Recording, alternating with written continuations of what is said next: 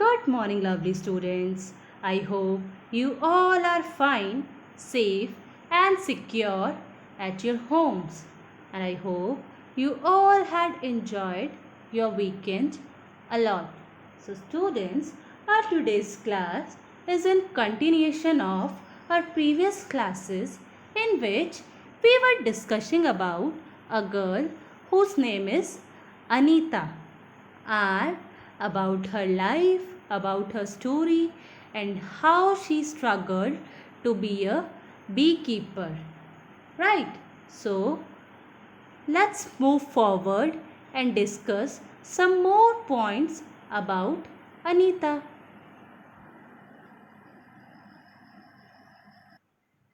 So students, in our last classes, we have discussed about the story of honeybees, that how they make honey and how beekeeper take out honey from honeycomb. So in today's class, we will continue the story of Anita and the problem faced by her while she was doing beekeeping. So, let's start. Every day I cycle to my college. My college is in the town, 5 kilometers away. When I go to the college, my mother prepares the syrup for the bees. My father looks after the bees and takes the honey out of the boxes. So students, here Anita is telling her story that how she go to her college by cycling about 5 kilometers, and during that time how her parents help her in her business of beekeeping. So she is telling that her mother prepares the syrup for the bees. You know now why syrup is important? Yes, syrup is important to attract the bees so that they can make beehive.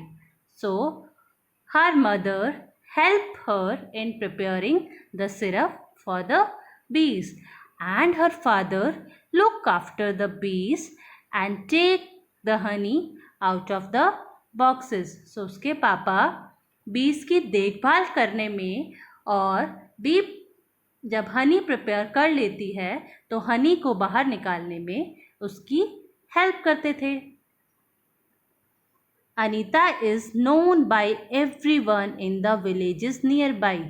Now Anita got so famous that she is known by everyone in the villages, in even in the other villages too.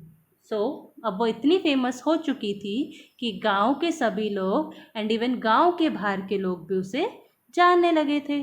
She goes to all the village meetings and talks about how important it is for everyone to study.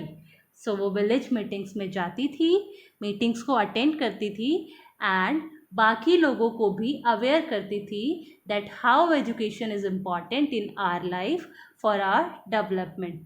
जैसा हमने भी अपनी class में discuss किया था कि आप लोगों के लिए एजुकेशन क्यों इम्पॉर्टेंट है, ऐसे ही अनीता भी गांव-गांव जाकर मीटिंग्स में लोगों को इस बारे में अवेयर करती थी that how it is important for everyone to study. Sometimes people make fun of her, but Anita knows what she wants to do. She does exactly what she wants to.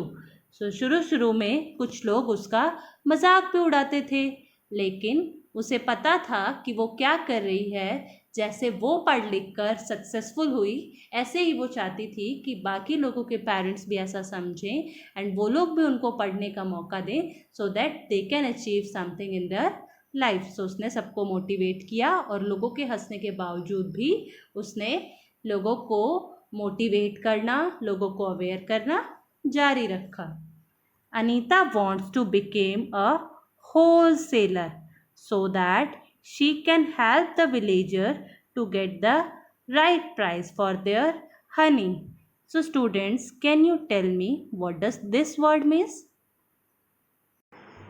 So students, wholesaler means a person who buy large quantity of goods and sell them in small quantities. So wholesaler उस person को कहते हैं जो ज़्यादा मात्रा में सामान खरीद कर कम मात्रा में उन्हें बेचता है. आप जब भी मार्केट सामान लेने जाते हैं, क्या आपने कभी सोचा है कि ये शॉपकीपर्स कहाँ से सामान लाते हैं? They buy things from wholesaler.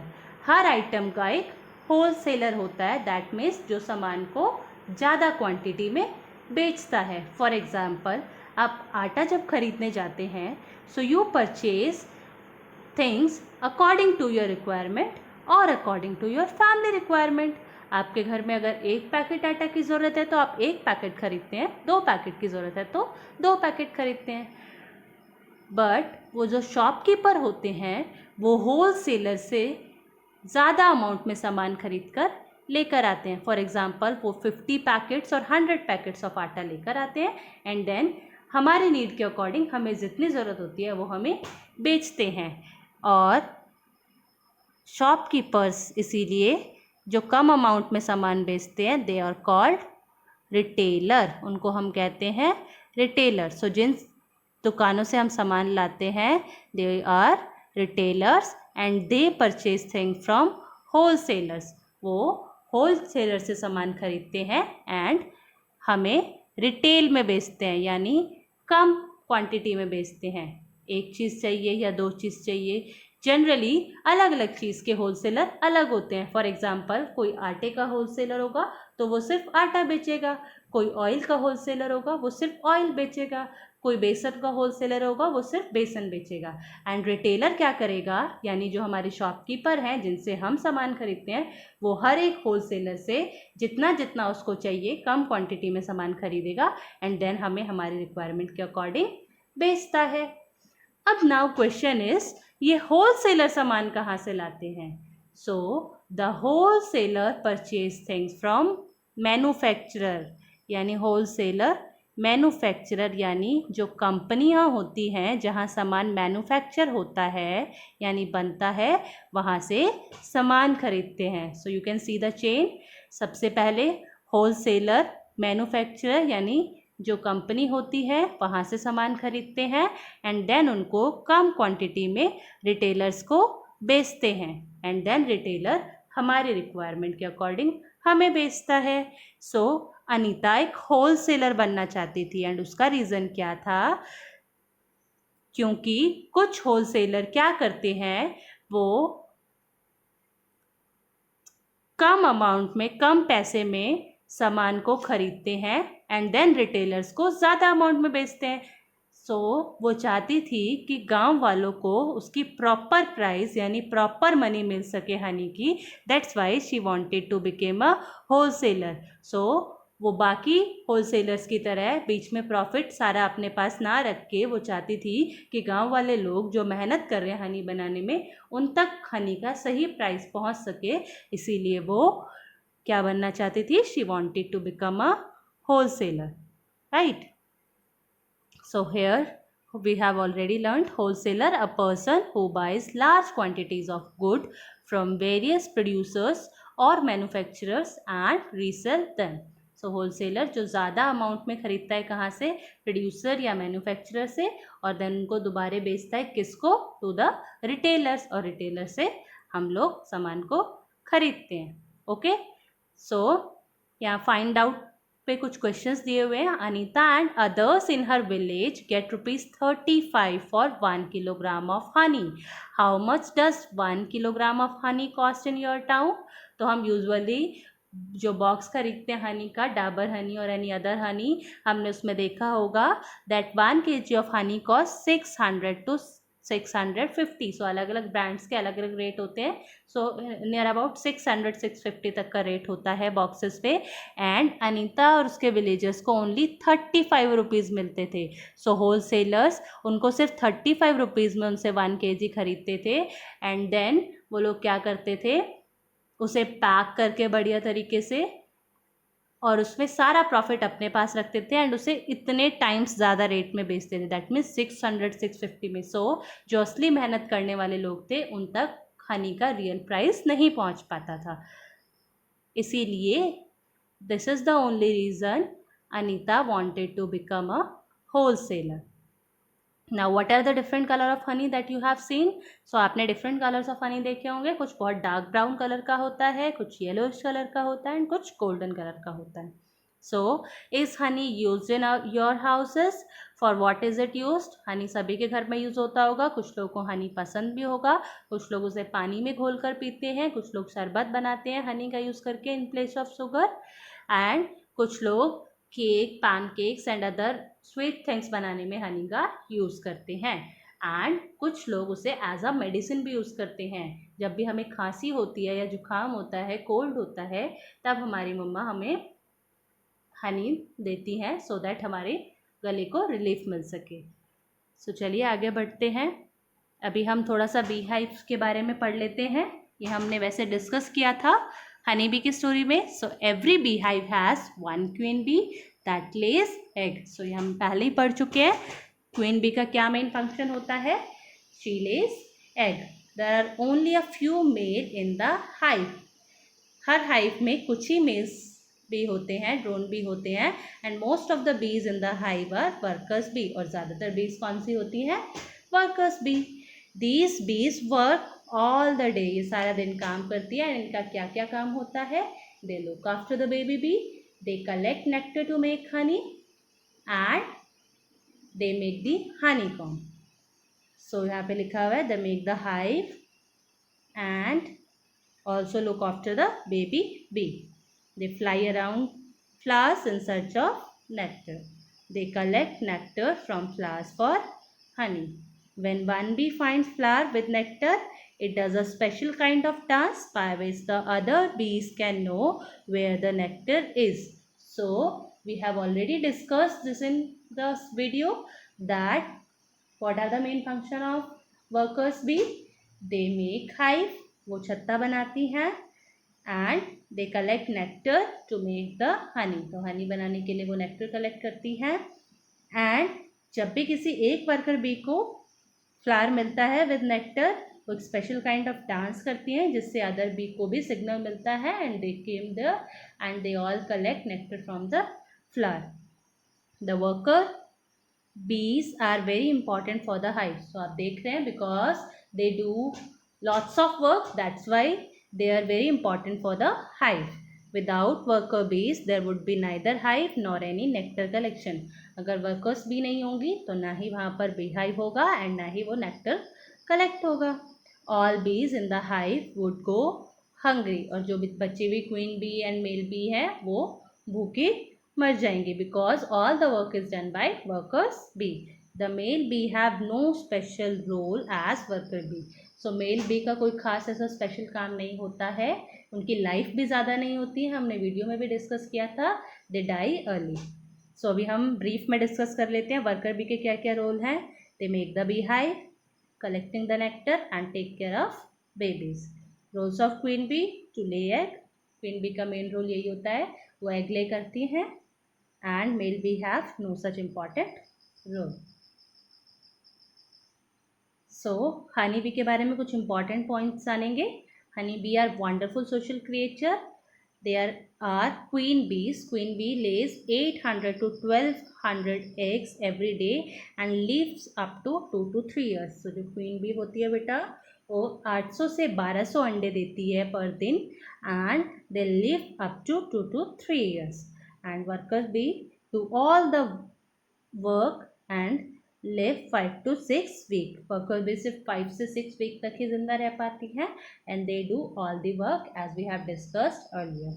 And male bee have no specified role as worker. और मेल बी का कुछ कोई खास काम नहीं होता है। एंड ये भी हम देख चुके हैं वर्कर बीज डांस करती है to tell the location of nectar and its quality etcetera. तो डांस करके वो बाकी अदर फ्रेंड्स को बताती हैं whether the flower is containing nectar to make honey or not. So let's discuss some question and answer given in your textbook. So the first question is, which are some other insects that live together in a group like honeybees? So here you have to tell about some insects that live in a group. So we have already discussed about different insects that live in group. So you can write here ants, wasps, termites, etc. live together in a group like honeybees. So here the story of ants is also given. So let's read out. Ants live and work together like honeybees. The queen ant lays the eggs. The soldier ants look after and guard the ant's nest. Worker ants are always busy looking for food and bringing it to the nest. Termites and wasps also live like this. So इससे हमें क्या पता चलता है? Just like honeybee, ants also, termites, wasps, they all live in group and work like honeybees do. Like the queen ant lays eggs, soldier ant look after and guard the ant's nest.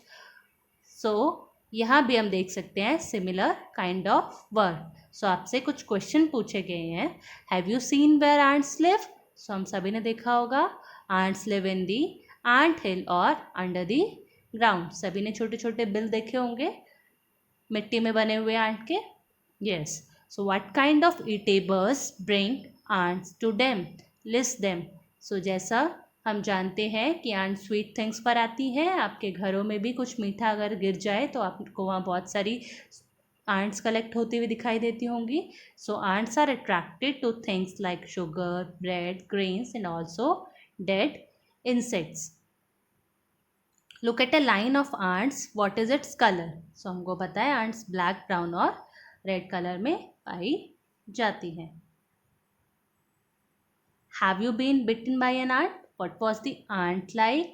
Black or red, big or small? So आपने देखा होगा घरों में भी कई बार aunt घूमती रहती हैं. आप कभी गलती से खाना गिरा दें तो उस पर बहुत जल्दी इकट्ठा होती हैं एंड वो कभी कभी काट भी लेती हैं. तो हो सकता है आपको भी कभी ना कभी आंट ने काटा होगा. सो मैं अपना बता रही हूँ. Once I was bitten by a red ant. So आप यहाँ पर अपना एक्सपीरियंस लिख सकते हैं. Do ants ever come near you? When? So हमारे आसपास कब आती हैं? जब भी हमारे पास शुगर या स्वीट थिंग होती है, ईटेबल्स, या हमारे आसपास पड़ा होता है या हमारे हाथ में होता है, तब वो हमारे पास आती हैं. So here you have to tell how many legs does an ant have. So big और small both have 6 leg. So it is your homework. Draw an ant your notebook and color it. Okay.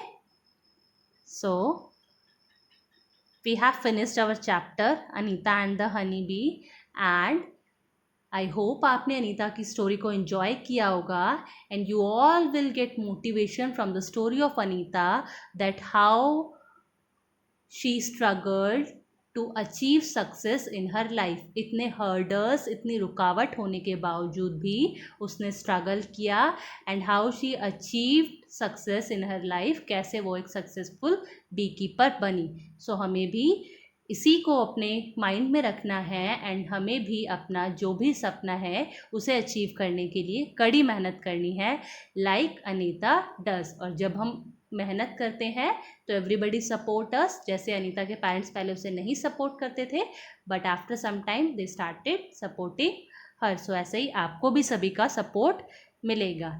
And we will end this chapter by a quote. Educate a girl and she will change the world. So हमें कभी भी girls को boys से कम नहीं समझना है. When a girl get educated, जब एक गर्ल को एजुकेशन मिलती है, शी चेंज द वर्ल्ड. जैसा आपने देखा अनीता ने अपने गांव का पूरा नक्शा बदल डाला. उसने अपने गांव में होलसेलर्स को अपनी मनमानी नहीं करने दी, खुद होलसेलर बनी, सबको अवेयर किया, अदर गर्ल्स की पेरेंट्स को भी बताया that how education is important. So a girl can change the whole world. So we should always motivate girls and we should always work hard to get success. So with this thought, आज की class को हम यहीं ख़त्म करेंगे.